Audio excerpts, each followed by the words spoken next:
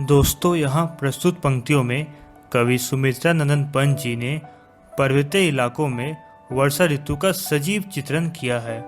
पर्वतीय प्रदेश में वर्षा ऋतु होने से प्रकृति में कुछ ही क्षण में बदलाव हो रहे हैं। कभी कभी बादल छा जाने से मूसलाधार बारिश हो रही थी, तो कभी धूप निकलती है।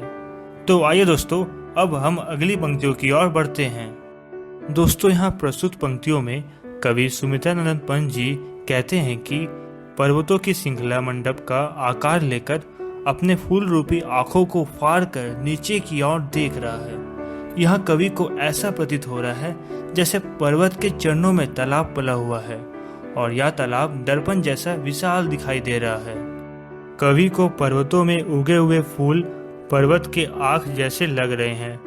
पर्वत में दर्पण समान तालाब के होने से पर्वत अपनी विशालता और सौंदर्य की देखभाल कर रहा है। दोस्तों, यहाँ प्रस्तुत पंक्तियों में कवि सुमित्रा नंदन पंत जी कहते हैं कि पर्वत के गौरव का गुणगान करते हुए झरने झरझर कर बह रहे हैं।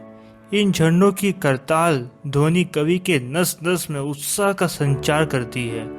कवि को पर्वतों पर बहने वाले झाग भरे झरने मोती की लड़ियों के जैसे लग रहे हैं, जिससे कि पर्वत की सुंदरता में और भी अधिक निखार आ रहा है। कवि को ऐसा लग रहा है जैसे पर्वत के हृदय से उठकर ऊंची आकांक्षाएं लिए बिना पलके झपकाए कई सारे पेड़ स्थिर होकर शांत आकाश को देख रहे हैं और थोड़े चिंतित मालूम हो रहे हैं। दोस्तों, यहाँ प्रस्तुत पंक्तियों में कवि सुमित्रा नंदन पंत जी कहते हैं कि पल पल में बदलते इस मौसम में अचानक बादलों के आकाश में छा जाने से पर्वत गायब हो गए हैं। ऐसा लग रहा है मानो धरती पर आसमान टूटकर गिर गया है। केवल झरनों का शोर ही सुनाई दे रहा है। काफी तेज बारिश होने के कारण एकदम धुंधला सा दिखाई दे रहा है। ऐसा लग रहा है जैसे कि तालाब में आग लगी हो।